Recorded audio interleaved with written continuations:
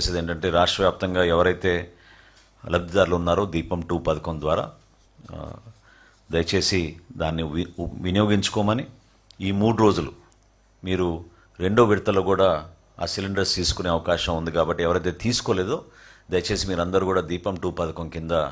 ఇమీడియట్గా బుకింగ్ చేసుకునే డెలివరీ ప్రక్రియ 31వ తారీఖు లోపు చేసే విధంగా మీరు ఈ కార్యక్రమాన్ని ముందు తీసుకెళ్తారని మనస్ఫూర్తిగా కోరుకుంటూ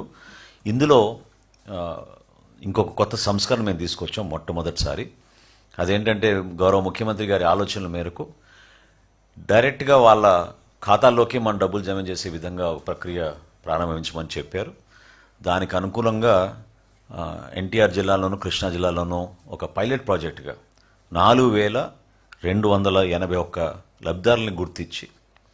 పంజాబ్ నేషనల్ బ్యాంక్ ద్వారా మేము డిజిటల్ వాలెట్ అంటే డైరెక్ట్గా వాళ్ళ స్మార్ట్ ఫోన్ నుంచే పేమెంట్ జరిగేటట్టు ఈ గ్యాస్ ఏజెన్సీస్కి ఒక పైలట్ ప్రాజెక్ట్గా మేము భారతదేశంలో మొట్టమొదటిసారి మన డిపార్ట్మెంట్ నుంచి మనం ప్రారంభించాం.